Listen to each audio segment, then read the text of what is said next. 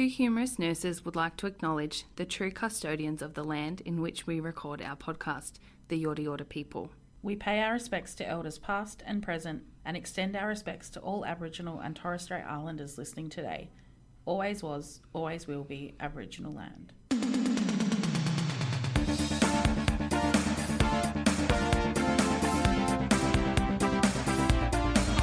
Two humorous nurses with Kelly and Alisha. Welcome back to part 2 of Lucy Letby. We pick it up in the start of COVID where investigations had slowed a little, but it was about to power on ahead. Thank you for coming back for part 2. Enjoy. COVID hit and then the investigation basically just slowed. Oh. Interesting fact, though, she was only placed on interim suspension by the Nursing and Midwifery Council in March of 2020. Oh, so she was still working? Well, I don't know if she was working, but she was registered. Fucking hell. She was arrested for a final time in November of 2020, where she was formally charged with 8 counts of murder and 10 counts of attempted murder. She was denied bail, thankfully, and remained in police custody. Lucy denied all charges and blames hospital hygiene and staffing issues. The consultants, one in particular, Ravi Jayaram, first noticed the association as early as June 2015, and he let people know. Good. He was not silent through this whole thing. Good. Like he let people know. Does no one ever fucking listen to him? He's quoted as saying, "The rational part of myself told me to stop being so ridiculous. I kept doing what I was doing, but the thought just kept coming back into my head." Mm-hmm. And I feel really sorry for him because he knew. He tried really hard. He tried so hard. And it sort of said later that, they could have saved so many babies' lives. So many babies. During COVID, Lucy didn't go to court until October 2022. Sure. Victims were referred to as Child A through to Child Q. The press secrecy around the identities of the 17 babies and the 9 colleagues who gave evidence was rarely seen outside proceedings involving matters of national security. The press were actually really respectful of this. That's good. Which is pretty shocking because British media are fucking ruthless. Yeah, they are. But and even in the podcast that I listened to, which was real time, one of the reporters was going to the court every single day and then they would do the podcast episode at the end of the week. What commitment. They literally only reported what was said in the court. Yeah. They didn't speculate. They didn't do what we just did, talking about what we think might be wrong with it. They only reported what was in the court. They did not give any evidence away about the names. Yep. They also, if the court were told that could not be made public, did not make it public. Wow, that's amazing. And the press were very much. So even in the final, I watched the final 25 minutes of the judge's speech. Yeah. When he was talking about the children, the video just cut out. Wow. It just says this has been blurred or this has been stopped due to identity stuff. So they were very, very quiet on that, which I think is very good. And there are laws in the UK that say that victims can't be identified if for whatever reason they don't want to, but because these are minors, they can't be identified. Do you know something? Can I tell you a side note? Just this is what I do. Yeah. You know Bluey, the TV show? Yeah. The children who voice the characters in Bluey are not listed in the credits and their identities won't ever be made public. Wow. Yep. That's good. I know, considering it's the biggest children's show in the world. Exactly. Yeah, pretty cool, hey? So this I'm all bit, for child protection. Yeah, 100%. This bit I've literally just cut and pasted from Wikipedia because I was trying to find ways of wording it to give you a bit of an idea of the things that were said, but without having to write it all in my own words. So this cut and paste. So. Hashtag lazy. Yeah, but I'm not admitting it. Thanks to all the people that put the work into Wikipedia. It's all referenced to. Oh, that's good. Supposedly, just newspaper articles, which is all my references are. So the prosecutor said that Letby was a constant malevolent. Malevolent? No. Malevolent. Fuck. What's that mean? The prosecutor said that Letby was a constant malevolent. Malevolent. That's the dumbest word. I'm not redoing it. Presence in the hospital's neonatal unit. There were witnesses that apparently walked in during or just after Letby's attack. A mother of one of the victims said she walked in on Letby trying to kill her baby, with Letby saying, "Trust me, I'm a nurse," when interrupted. Another mother walked in hearing her baby screaming to find blood around its mouth with Letby in the room. Letby told the mother to just go back to the ward. In the other podcast, that episode is horrible. The way the mother describes the scream of that baby. Anyway. The baby's condition soon worsened and it later died in its parents' arms. The senior medical consultant who had not recommended a post-mortem examination at the time later said in court she regretted her decision, which she said she had taken with a view to avoiding any further distress to the parents, who had expressed they were not keen to have a post-mortem carried out. Afterwards, Letby bathed the deceased baby in front of her parents. Another mother of a baby who died in October 2015 recounted an uncomfortable experience of Letby bathing her child, recounting, "Lucy Letby and another nurse asked me if I wanted to bathe my baby. While we were bathing her, Lucy came back in. She was smiling and kept going on about how she was present at the first bath and how our baby had loved it. I wish she would just stop talking." Letby's apparent obsession with this baby and family later continued. She sent a sympathy card to the parents after the baby's death on the day of its funeral. Upon Letby's arrest, it was found on her phone that she had photographed the card before she had sent it and still kept pictures of it. Like, she's a little messed up. Oh, I'm tingling all over. There was the parents often recounted uncomfortable. She either become very close to them, or they found her a little off. Like, there was no in between, really. Like, one family almost made her, they became friends in the unit, which, as a mum in the NICU, I mean, we were only in there 3 weeks, but the nurses became and I feel like too, I had a bit of a connection because I was a nurse. So, we would joke about the other parents in the room and stuff like that. But we did become, but I can't remember any of their names. I didn't become friends with them. They were just my support people while I was in there. And I would certainly not have associated with them outside of the hospital, I don't think. I think this is it's making me sick on so many levels, and I feel like going through pregnancy can sometimes be so, so hard. You go from conception or preconception to pregnancy, and you go through so much over that period of time, and you build a relationship with this baby inside you. And then you've obviously gone through some complication that's resulted in your baby being born early or unwell or whatever it is, and then to have that baby taken away from you, it's just in a way that can't be explained or couldn't be explained. So Lucy did give evidence. She spent 3 weeks on the stand, which is, I suppose, 3 weeks is 1 day a baby. It's a long time. It said that when she was speaking about her cats or her life prior to the arrest, she was tearful, crying quietly. She only really broke down when talking about herself and the impact on her life. However, when talk about the baby started, she stopped crying, showed no emotion. She denied causing harm or killing any of the babies every time she was asked. However, she often contradicted herself, muddled her stories up, and became more and more frustrated with the prosecution's questions. What was her response to the things that she'd written in her house? So when she was asked why she wrote, "I am evil, I did this," she said, "I felt at the time that if I'd done something wrong, I must be such an evil, awful person, that I'd somehow been incompetent and had done something wrong which had affected those babies." It implies guilt, mate. Yeah.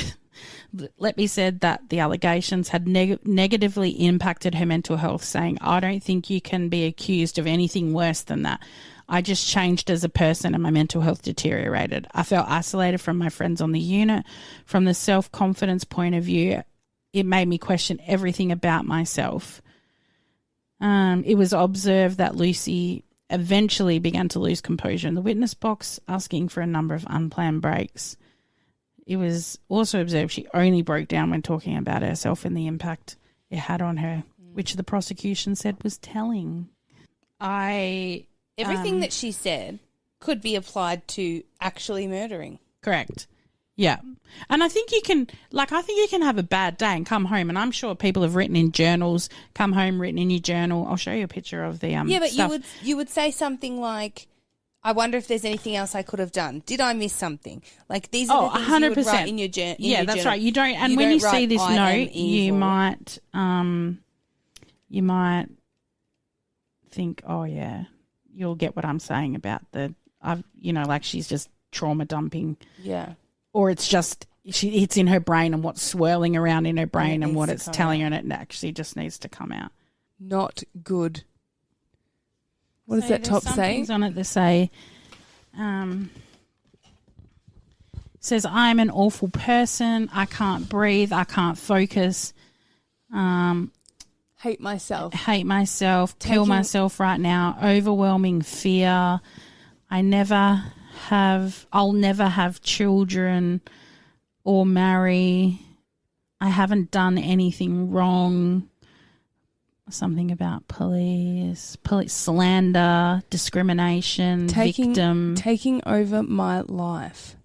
I feel very alone. I don't deserve mum and dad. Yeah, the world would be better off without me. I did this. I don't deserve to live. Look, she's like, I killed them on purpose because I am not good enough. I did this. Why me? Panic, fear, lost. Like it's not. This is on a handover sheet. I can't do this anymore. There's others. I don't know where they are. Jesus. Anyway, she basically continues to deny.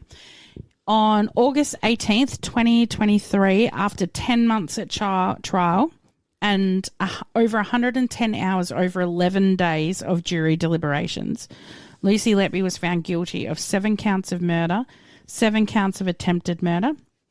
There were 2 murders and 6 further attempted murder charges that jury couldn't reach verdicts on. After 5 days of deliberation, the judge told the jurors that they could just have a majority vote. Oh. It didn't have to be unanimous. Really? And then not long after that, a juror asked to be let go for personal reasons, which the judge agreed to. He said they were valid to be let go. So there were only 11 jurors in the end, and it still took them 11 days to come to a deliberation, a majority deliberation. Wow. Another article that I read, which we probably never really think about either, is that about the aftercare of jurors, because while they were reading out, how they have the one juror that stands up and tells the thing, or I don't know if they gave it to the judge or if they read it out. Majority of the jurors were visibly upset on the dock. They were, so they wondered, I mean, could you imagine it's 10 so months of your weight. life has been put, and then how would those families of those 8 babies whose lives are changed, whether they died or they didn't die, how do you explain to them, we can't make a decision because the evidence isn't enough, or we couldn't decide? So I think that's a lot to put on. It's so much 12 to put on people. 12 lay people. Yeah. It's a lot. And 10 months of their life, day in, day out. They can't do anything else. They can't go anywhere. They're probably seconded. No, not seconded. It was just sequestered. More of them didn't, leave. Yeah. I suppose you can't once you're in, you're in. No. On August 21st, 2023, Lucy was sentenced to life imprisonment with whole life orders, the most severe sentence possible under English law. She's the 4th woman in UK history to receive this sentence. She'll die in prison. And there's no way out. No way out. Well, she got 7 whole life sentences for each of the babies that she murdered. Cowardly, she didn't attend the sentence hearing. Neither did her parents, and she wasn't in court to hear the victim statements either. So I'm going to play you. You should be made. They've changed the law now. Really? Yep. So I'll jump straight to that So a week after Lucy refused to be sent at the sentence hearing, which apparently they were allowed to do, the Prime Minister announced that the UK government would introduce legislation to Parliament that would compel convicted criminals to attend sentence hearing by force if necessary, or face the prospect of more time in prison. Good. So anyway, prior to what you're about to hear, the judge basically said, it's quite long. It's 11 minutes. We will put it at the very end of the episode if you want to hear the whole 11 minutes. Or maybe we'll just link it in the show notes. I don't know. Because I feel like it's going to be a very long episode. You acted in a way that was completely contrary to the normal human instincts of nurturing and caring for babies, and in a gross breach of trust for all citizens placed in those who work in the medical and caring professions. The babies you harmed were born prematurely and some were at risk of not surviving, but in each case you deliberately harmed them, intending to kill them. In your evidence, you said that hurting a baby is completely against everything that being a nurse is, as indeed it should be.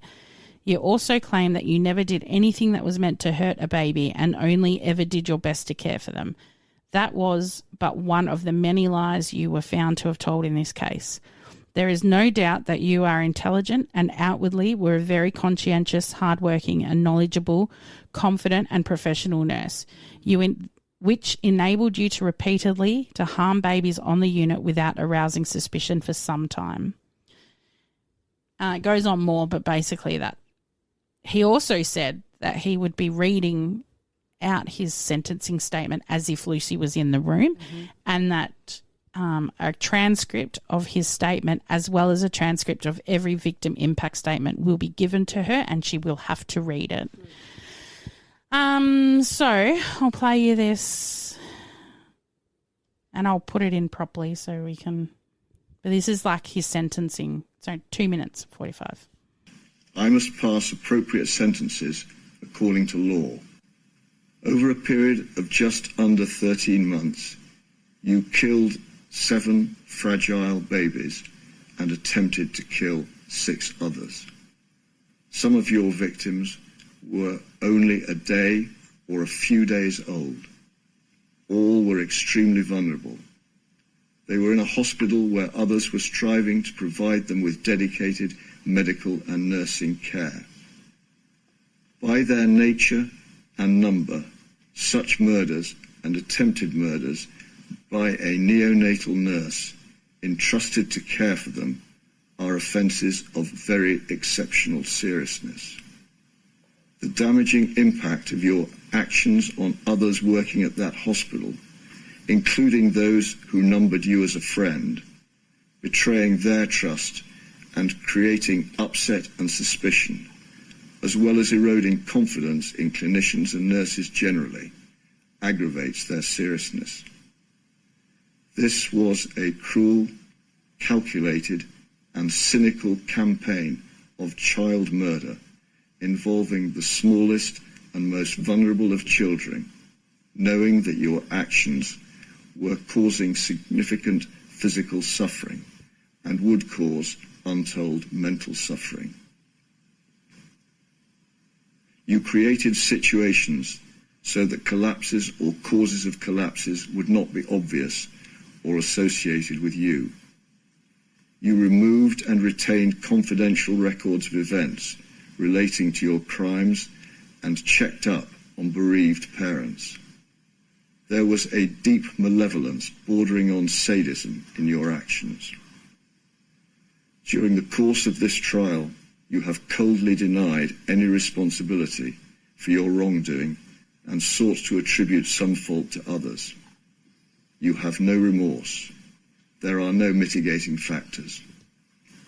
In their justness and just punishment, according to law, requires a whole life order. Lucy Letby, on each of the 7 offences of murder and the 7 offences of attempted murder, I sentence you to imprisonment for life. Because the seriousness of your offences is exceptionally high, I direct that the early release provisions do not apply. The order of the court, therefore, is a whole life order on each and every offence, and you will spend the rest of your life in prison. It's been intense. It's so heavy.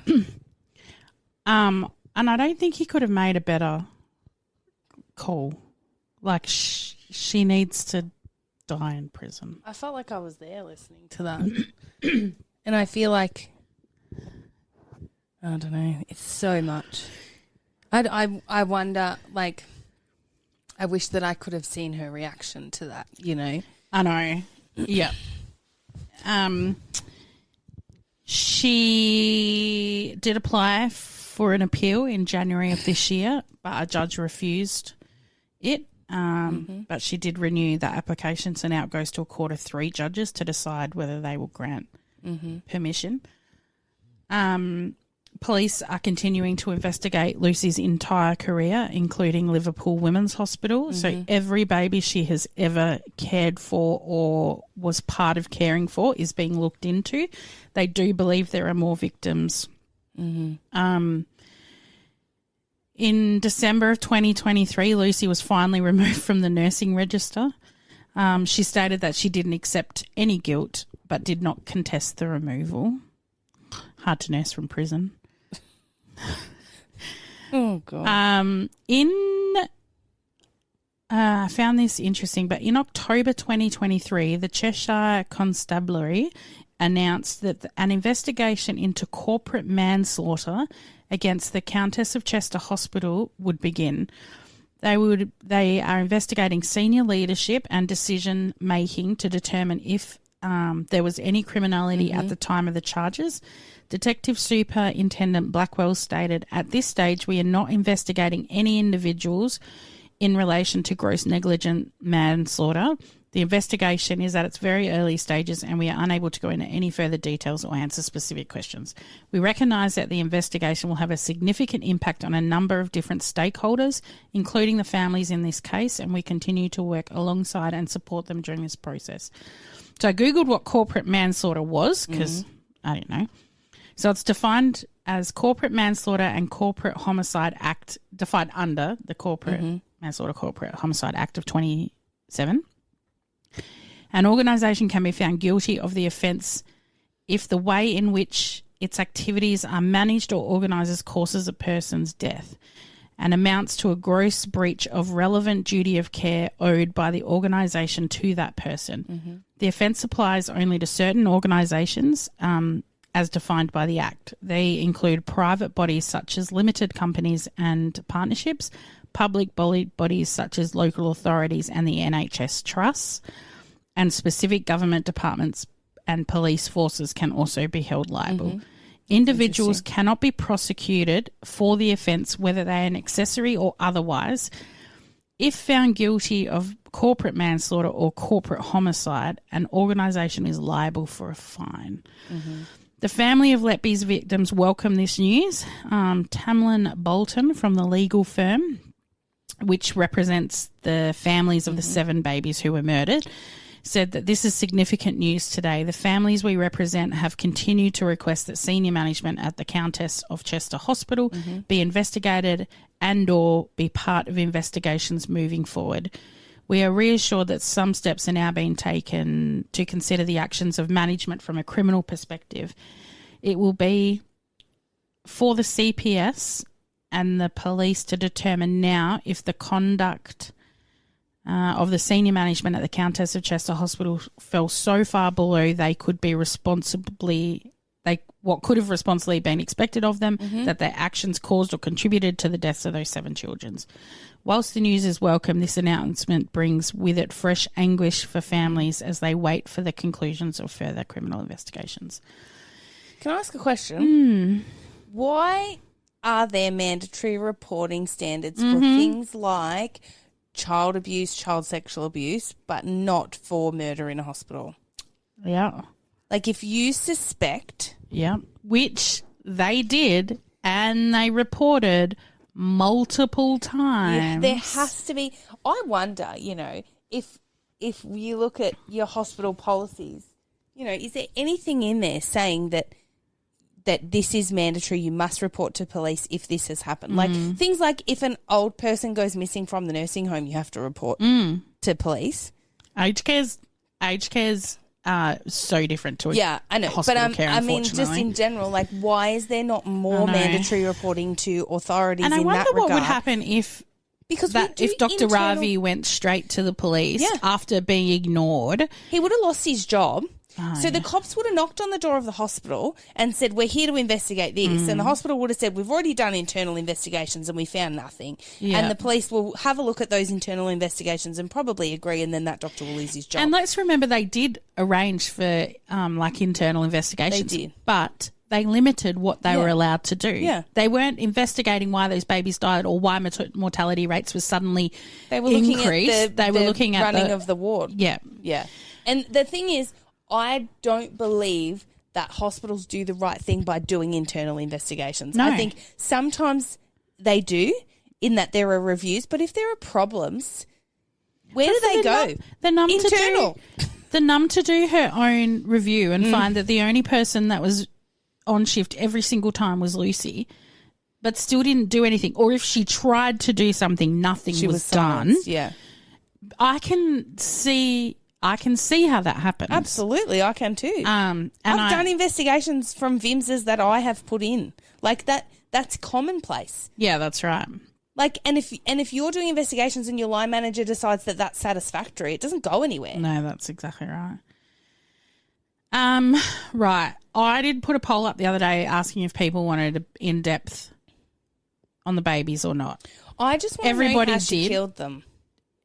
Everybody wanted to know. However, I can't do it. So go and listen to the trial podcast. Honestly, this has been enough for me, I feel like. But I'm going to give you a brief rundown on every child on what happened and whether she was found guilty. She's also due to go back in court in June for a retrial of one of the children that the jury couldn't find a verdict on for attempted murder. So they're going to go back only if her appeal for the thing is by the 3 judges is already sorted. Yeah. Right, so child A and child B, twin boy and girl. Child A, the younger of 2, died on the 8th of June, allegedly after air was injected into his bloodstream. His elder sister was allegedly attacked 28 hours later, but she survived. Wouldn't take much air to kill an infant. Absolutely not. Lucy faced 1 charge of murder and 1 charge of attempted murder and was found guilty of both. Child C, baby boy, who died just before 6 a.m. on the 14th of June. At the time, the consultant pathologist gave a cause of death as widespread hypoxic ischemic chain damage to the heart, myocardium due to lung disease. Lucy was faced 1 charge of murder and was found guilty. So is that another air embolus? Like what? Yeah, or sometimes she would dislodge their breathing tubes. Oh, fuck off. So hypoxic. Oh, that makes me sick. Child D, the prosecution say she died following an intentional injection of air into the bloodstream and collapsed 3 times on the early hours of 22nd of June 2015. On the 3rd collapse, she could not be revived and died in her parents' arms. She faced 1 charge of murder and was found guilty. Child E and F, the eldest child E was allegedly murdered by an injection of air into the bloodstream and died on the early hours of the 4th of August. His mother interrupted the attack and found him distressed and bleeding from the mouth. His younger twin, child F, was also allegedly attacked a day later with insulin but survived. Letby faced 1 charge of murder and 1 charge of attempted murder and was found guilty for both. Child A, B, C and D were the initial ones that set off the alarm bell for the doctor. They occurred between the 8th of June and the 22nd of June, so like a 2-week period, less than a 2-week period. And 3 babies died.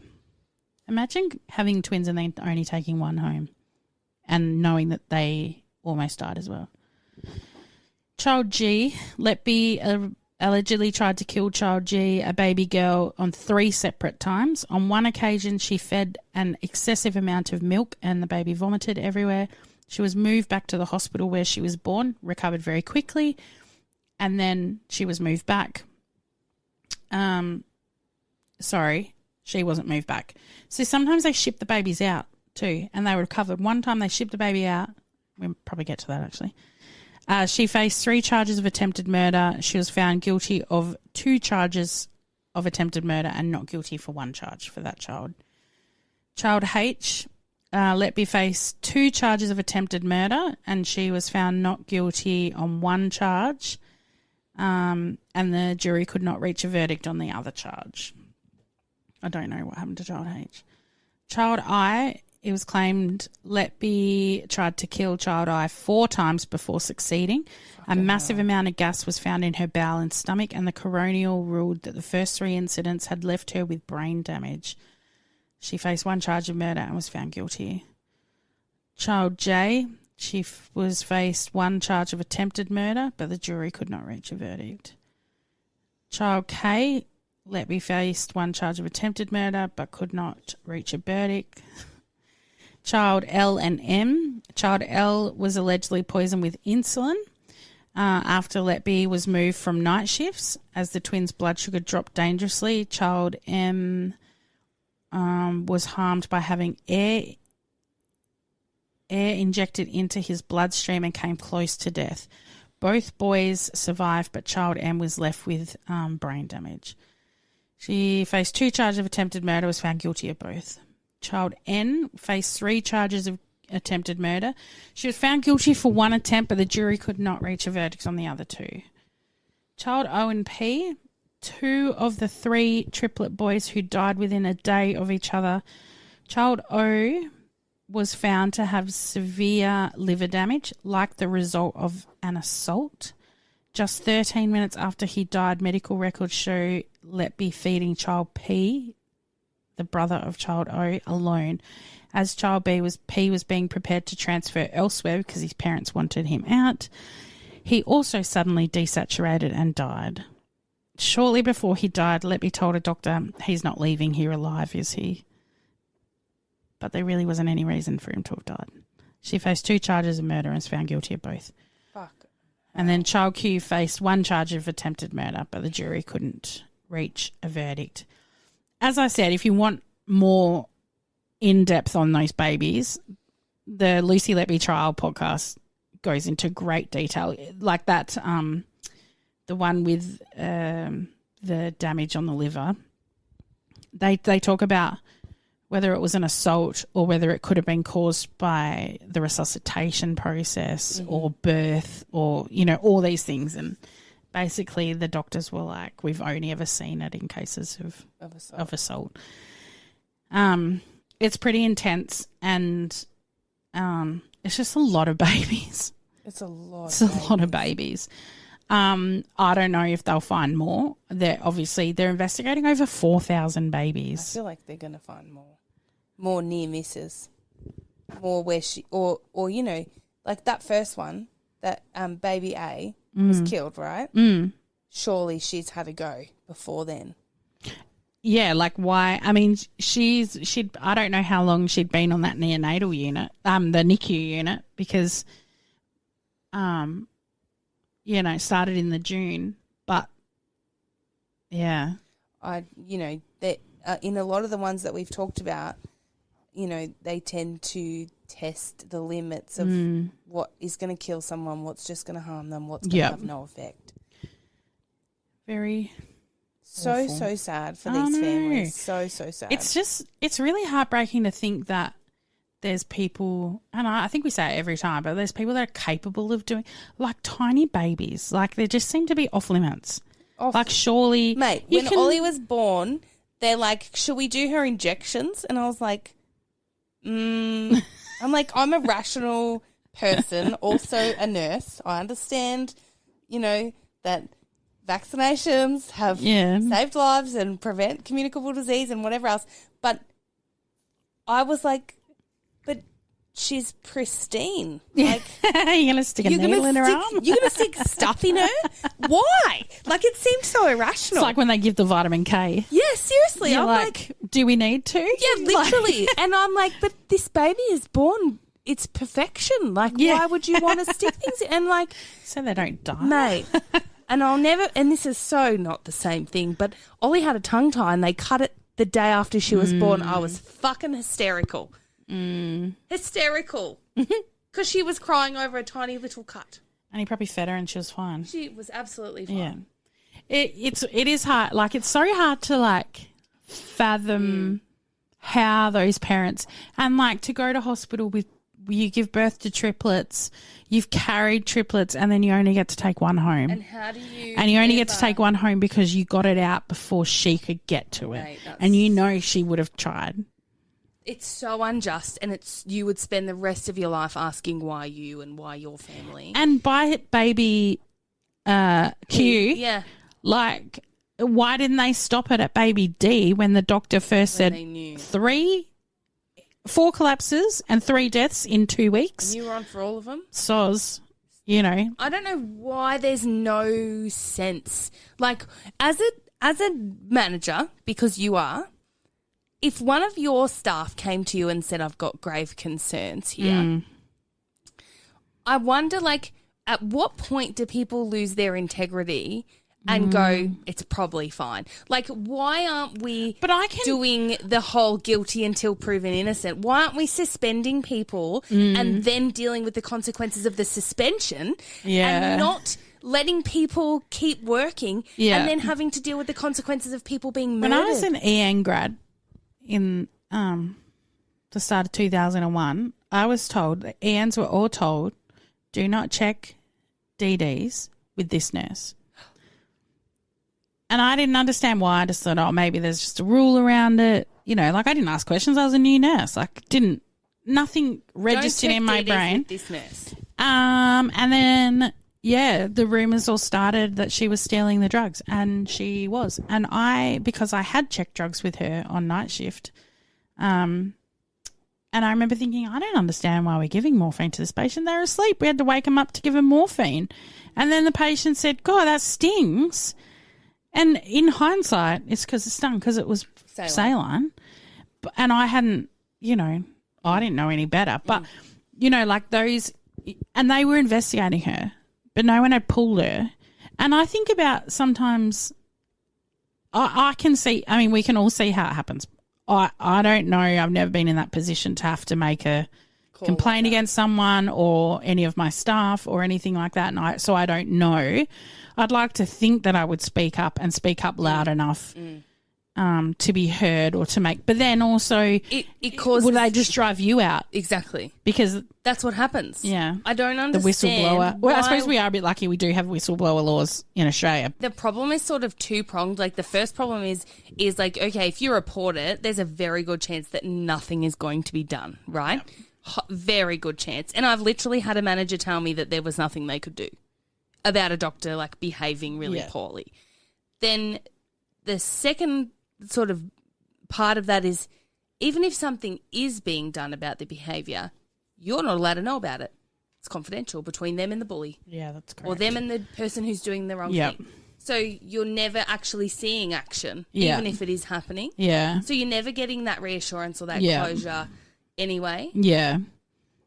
And so then you're left feeling defeated, and why do I bother reporting things? Yeah. And that's what happens. It's just a cycle. Yeah. But I really think that, like, we are the next generation of nursing leaders. Like, you're the current, and I think if we can all take on that thing of, like, I would rather deal with a nurse who's upset that they've been suspended while it's being investigated than deal with families asking why their babies have been killed. Correct. Yeah. Like, why aren't we need to take that mentality first, because, fuck, I could upset anyone.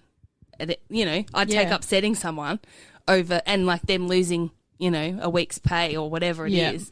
Like, put them on paid leave, big fucking deal. Like, you're not, complicit in that's exactly in murder. Right. Like these organisations are facing. And I don't understand why there's not more, consequence for the negligence of corporations. And there never is. Well, there very rarely ever has been. I'd be interested to know the outcome. I think what the fine looks like. But also, it's a fine for a public fucking hospital, isn't it? Oh, I know. Yeah, public trust. All that will mean is that they'll have to continue to work short-staffed while they recoup their costs. It's fucked. And I mean, it's going to be ongoing. This investigation is going to be ongoing for years. Like, there's going to be new stuff coming all the time. I wonder if she'll ever write a book or something. No, I don't think she would. I think she'll just go away to oblivion. Go to her grave and never. No, never. She'll never. I wonder if there are many serial killers who don't say anything or deny everything, and then suddenly they go, "I'm ready to talk." Don't know. I think Ted Bundy did. If she's listening, though, hit us up. We'll take it. I wonder if she's that kind of person that's like Googling her own I name. actually don't think she would be. She's probably she too didn't busy come hanging out with her across as- mum. Stop. Her mum who wants to move closer to the prison. And then, okay, let's, from the parents' perspective, like, what do you do? What do you do? Do you disown your only kid who was a NICU baby? I think they believe her. I think they can look her in the eye and she can lie to them enough. I think she's wonder probably if when her lied to them a parents lot. die, will she come out and be open about it? And they're elderly, like they're Are in they? their 70s. He's 10 years older than her. So there's no point. There was a really funny comment on that Reddit thread that was like, I have a whole hypothesis about the husband. Oh, yeah, I bet. She's like, I think that he was married when he met Lucy's mum, and then he left his wife for Lucy's mum because they didn't get married until Lucy's mum was 3 months pregnant, and the timeline would show that maybe that's as long as it took for his divorce to go through. And then maybe he had kids with the other people, maybe he didn't, but he's just like completely left them and then devoted his life to like Lucy's mum. But Lucy's mum probably holds all the reins because she's the mum of like a NICU baby and a special baby. And yes, Lucy's probably his golden child, but the mum probably wears the pants. Like she went into this full in depth and I walked out thinking, what a cheater. Like I was like, because I'm easily convinced with conspiracy theories. Like they didn't land on the moon, but then I'll watch another one that's like, oh, they fully land on the moon. So I'm easily convinced. You just get me on the right day. But that Reddit thread was probably the best thing I've ever read. Oh my It was very in depth. Yeah, and people's perspectives on it were like, and another one was like from Whereas I was like, is she the kind of kid that slept in her parents' bed till she was 19? no, I don't reckon. Okay. But I do feel like there was a lot of... Maybe she was breastfed till she was 12. Maybe. Like the kid from Game of Thrones, because he was a psychotic killer too. I've never seen Game of Thrones. Oh! If you have any opinions, feel free to drop us a comment under the episode post on Instagram at Two Humorous Nurses Podcast or in the episode thread on our private Facebook page. Just search up Two Humorous Nurses Podcast. If you like this deep dive and you want more, you got to rate us 5 stars on whatever podcast platform you listen to because it really helps. But I don't know how it helps. It helps somehow. Just helps in the algorithm. If everyone else is asking for it, then we want Just it do too. Yeah. Also, if you feel free to buy us a virtual coffee at buymeacoffee.com/humorous nurses, as this helps cover the costs of the podcast for the year, as we don't really plan on doing sponsorships this year. We're just going to lay low, put our favourite episodes out. I'm just going to do what we love. And, that exactly. spin-off might be happening after all. Send us an email with other suggestions of people you'd like us to deep dive. hello@twohumorousnurses.com. We love hearing from people. I love when we get anonymous emails from random strangers. It's the best. Yeah, it is the best. All right. Bye. Bye.